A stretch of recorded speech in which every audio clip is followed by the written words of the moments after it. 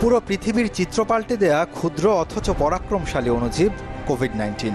ধনী গরিব, নারী পুরুষ, শিশু বৃদ্ধের বিভেদ যার কাছে নেই। চীন থেকে ইউরোপ, যুক্তরাষ্ট্র, আফ্রিকা, দক্ষিণ পূর্ব এশিয়া, মহাদেশ আর দেশ, নিস্তার নেই কারও।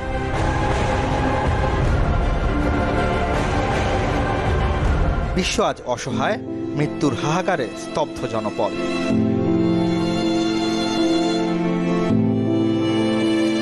সংকট যত বেশি, অন্ধবিশ্বাস আর ভ্রান্ত ধারণা তাকে তত বেশি চেপে ধরে।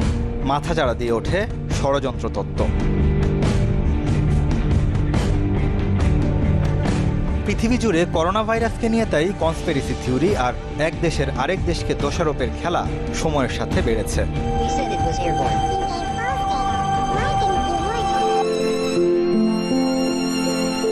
ডিসেম্বর 2019 বিশ্ব দেখল নতুন এক ভাইরাসের উত্থান। শুরুটা মধ্য চীনের হুবেই প্রদেশের রাজধানী উহান থেকে। তখনও কেউ জানে না তার নাম, গতি প্রকৃতি।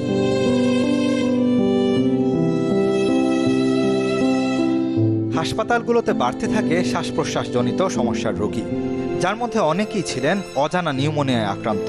কিছু বুঝে ওঠার আগেই সংক্রমণ ভয়াবহ রূপ নেয়।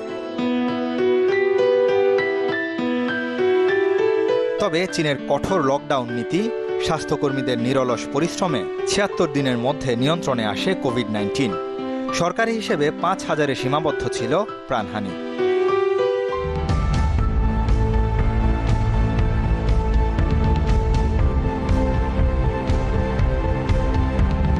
কিভাবে উৎপত্তি ভয়ঙ্কর এই ভাইরাসের গবেষণা এখনও চলছে, উত্তর মেলেনি।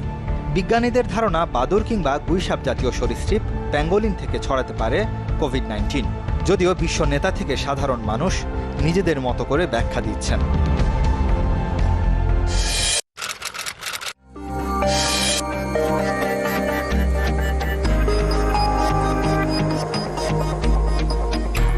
কারো মতে উহানের হুয়ানান সিফুড মার্কেট থেকেই ছড়িয়েছে কোভিড-19, যেখানে সামুদ্রিক মাছ ছাড়াও ইঁদুর, বাদুড়, সাপ, কুকুর, বিড়ালের মতো প্রাণী কেনাবেচা হতো।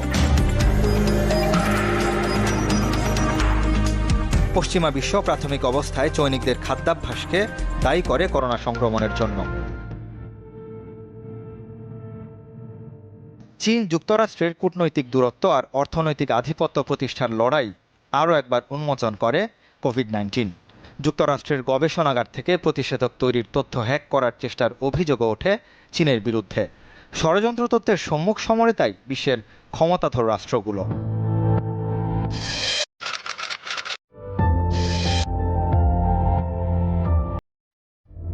নভেল করোনা ভাইরাসকে ঘিরে সবচেয়ে আলোচিত জৈবিক অস্ত্রতত্ত্ব। ভাইরাসের জিনের পরিবর্তন ঘটিয়ে চীন তৈরি করেছে কোভিড-19। জানুয়ারিতে এমন তথ্য ছড়িয়ে পড়ে সামাজিক যোগাযোগ মাধ্যমে, এমনকি যুক্তরাষ্ট্রের মূলধারার গণমাধ্যমও তা ফলাও করে প্রচার করে। যদিও এই জিনের অবকাঠামোগত পরিবর্তন সম্ভব নয়, পরবর্তীতে প্রমাণ করেন জীববিজ্ঞানীরা। যার রেশ ধরে চীনের পররাষ্ট্র মন্ত্রণালয়ের মুখপাত্র লিজিয়ান ঝাও করোনা ভাইরাস সংক্রমণের পেছনে উল্টো যুক্তরাষ্ট্রকে দোষারোপ করেন। দেশটির সামরিক বাহিনী কর্তৃক উহানে ছড়ানো হয়েছে ভাইরাস বলে টুইট করেন তিনি।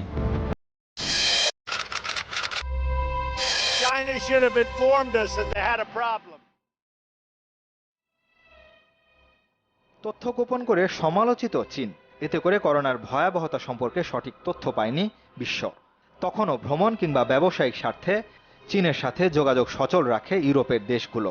গুরুত্ব কম দেওয়ার ফলে সমগ্র ইউরোপে ছড়িয়ে পড়ে কোভিড-19।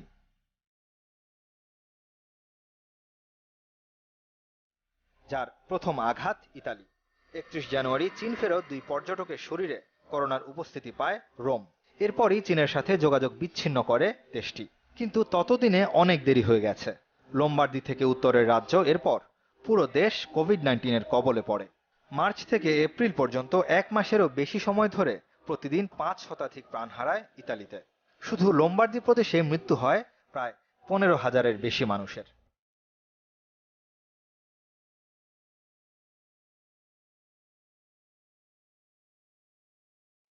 নাগরিকদের চলাচল আর যোগাযোগের অবাধ স্বাধীনতায় ইতালি থেকে ইউরোপের অন্যান্য দেশে ছড়াতে খুব একটা বেশি সময় নেয়নি বিধ্বংসী এই ভাইরাস।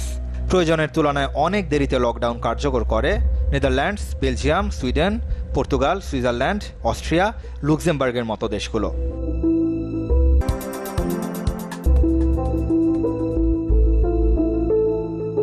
স্পেনের মাদ্রিদ, ফ্রান্সের প্যারিস কিংবা জার্মানির বার্লিন দেখে করোনার ভয়াবহ রূপ।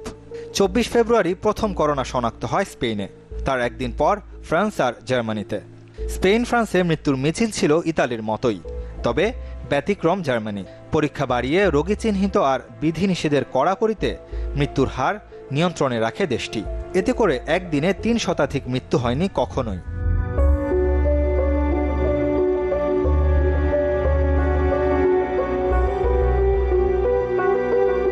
লকডাউন নিয়ে সবচেয়ে বেশি উদাসীন ছিল যুক্তরাজ্য। 28 ফেব্রুয়ারি যুক্তরাজ্যে প্রথম করোনা শনাক্ত হওয়ার 21 দিন পর লকডাউনে যায় দেশটি। এতে করে মৃত্যুর সংখ্যায় ইউরোপে সবার উপরে ইংল্যান্ড।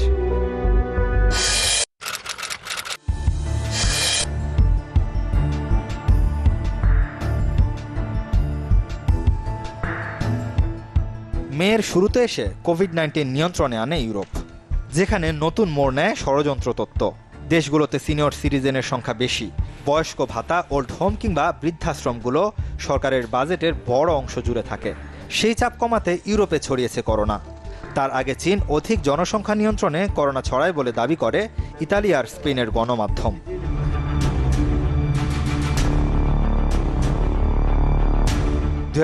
সালে করোনার আবিষ্কার হয়েছিল এবং ব্যবসায়িক স্বার্থে এর ভ্যাকসিন বিক্রি সংক্রমণের মূল উদ্দেশ্য মনে করে কিছু ষড়যন্ত্রতাত্ত্বিকরা।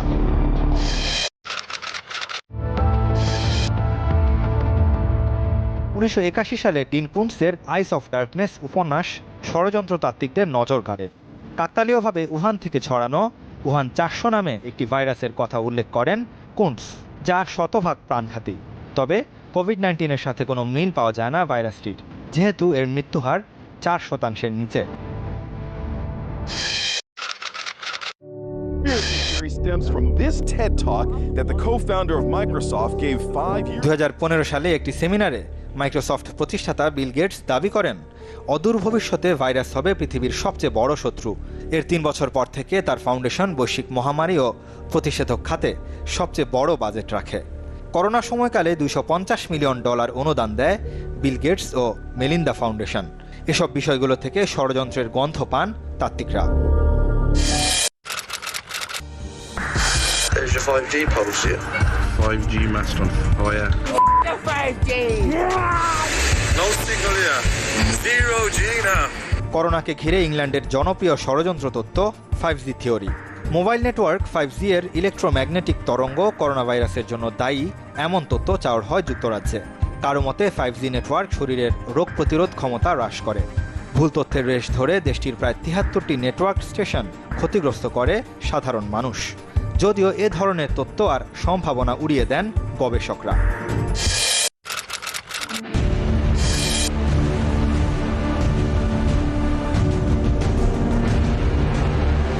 মার্চের শুরুর দিকে ইতালি ফেরত নাগরিকের শরীরে সর্বপ্রথম করোনার অস্তিত্ব পায় যুক্তরাষ্ট্র। প্রাথমিক অবস্থায় করোনা মোকাবেলায় সবচেয়ে কম গুরুত্ব দেয় ট্রাম্প প্রশাসন। 45 দিনের মধ্যে আক্রান্ত আর মৃত্যুতে ধরাছোঁয়ার বাইরে চলে যায় যুক্তরাষ্ট্র। বিশ্বের 1/3 কোভিড-19 পজিটিভ ক্ষমতাধর দেশটিতে। প্রাণহানির হিসেবেও একই, মৃত্যুপুরীর নাম নিউ ইয়র্ক। শুধু এই শহরেই আক্রান্তের সংখ্যা প্রায় 4 লাখ, যা যে কোনো দেশের চেয়ে বেশি, আর প্রাণহানি 27,000-এর বেশি। মধ্য এপ্রিল থেকে গড়ে 1000 করে প্রাণহানি হয়েছে নিউ ইয়র্কে।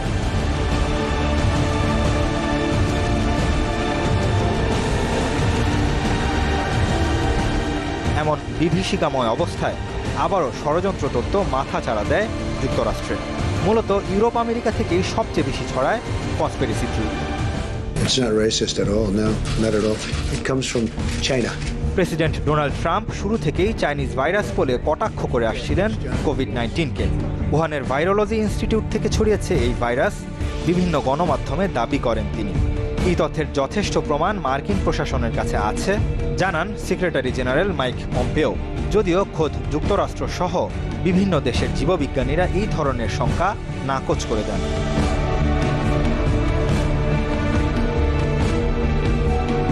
করোনা মোকাবেলায় চীনকে বেশি গুরুত্ব দেওয়ার অভিযোগ এনে বিশ্ব স্বাস্থ্য সংস্থাকে অনুদান দেয়া সাময়িক বন্ধ করে দেয় যুক্তরাষ্ট্র। But you know, we did something that's been pretty amazing. What's happening?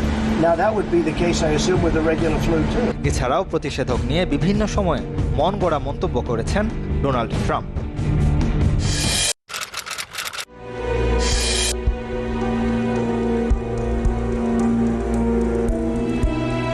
COVID-19 নিয়ে একাধিক তথ্য সামাজিক যোগাযোগ মাধ্যমে প্রচার করেন ষড়যন্ত্রতাত্ত্বিক ডেভিড ইকে। একদল ইহুদি করোনা ভাইরাস ছড়ানোর নেপথ্যে ইউটিউবের এক সাক্ষাৎকারে বলেন ইকে, inspiration and all that stuff.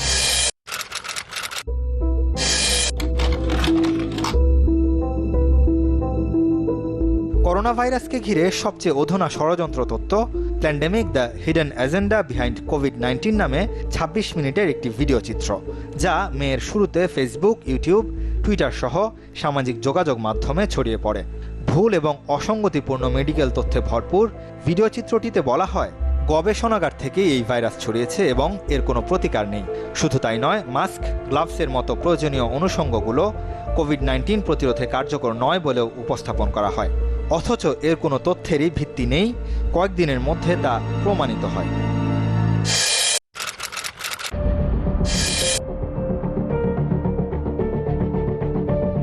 যুক্তরাষ্ট্র ছাড়া উত্তর ও দক্ষিণ আমেরিকার ব্রাজিল আর মেক্সিকো সবচেয়ে বেশি ক্ষতিগ্রস্ত হয়।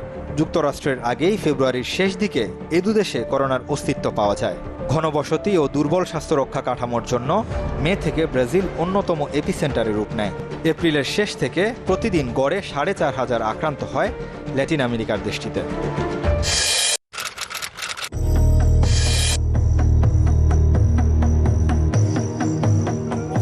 আফ্রিকায় করোনা ততটা আগ্রাসী নয়। দক্ষিণ আফ্রিকা, মিশর, ঘানা, নাইজেরিয়া, মরক্কোর মতো রাষ্ট্রগুলো তুলনামূলক বেশি ক্ষতিগ্রস্ত হয়।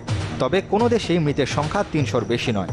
অবশ্য অশিক্ষা আর মূর্খতার জন্য ভাইরাস সংক্রমণের চেয়ে ষড়যন্ত্র তত্ত্ব আর গুজব বেশি ছড়িয়েছে অন্ধকারাচ্ছন্ন মহাদেশে।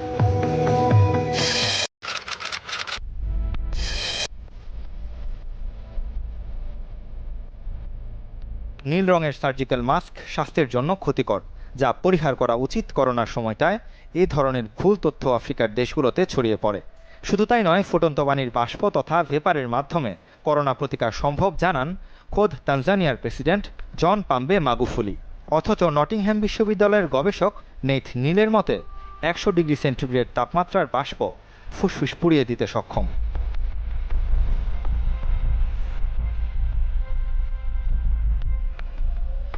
মরণঘাতী এই ভাইরাসকে নিয়ে বিশ্বজুড়ে অন্যতম জনপ্রিয় তত্ত্ব, মদ পান করলে করোনা থেকে মুক্তি লাভ সম্ভব।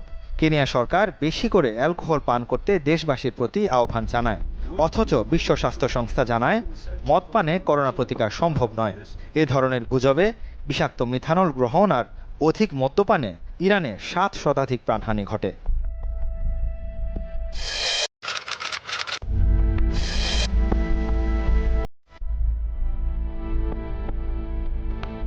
দক্ষিণ এশিয়ার দেশগুলো হতে পারে করোনার কেন্দ্র, এমন ভবিষ্যৎবাণী করেছিল বিশ্ব স্বাস্থ্য সংস্থা। সেই সংখ্যা সত্যিতে রূপ নেয়। ভুটান, মালদ্বীপ, নেপালের মতো দেশগুলো নিয়ন্ত্রণে রাখলেও পাকিস্তান, ভারত, বাংলাদেশ করোনার থাবায় দিশেহারা। আক্রান্তের শীর্ষ ৫-এ ওঠার অপেক্ষায় ভারত। ৪ দফায় লকডাউন বেড়েছে দেশটিতে। পাকিস্তান কিছুটা নিয়ন্ত্রণে আসলেও বাংলাদেশে প্রতিদিন বাড়ছে আক্রান্তের সংখ্যা।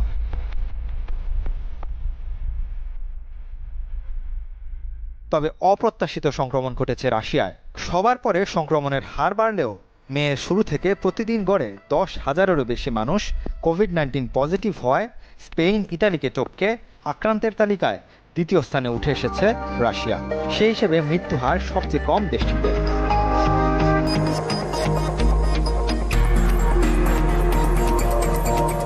শুধু ষড়যন্ত্র তত্ত্ব নয়, করোনা কেন্দ্রিক গুজব আর ভুল তথ্য বারবার মোড় নিয়েছে।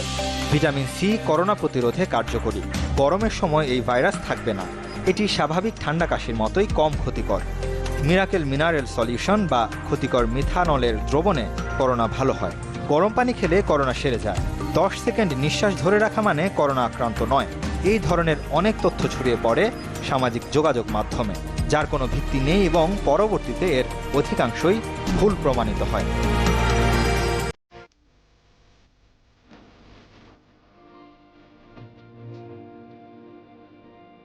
এমন এক দিনের অপেক্ষায় বিশ্ব, যেখানে করোনা নিয়ন্ত্রণে আসবে।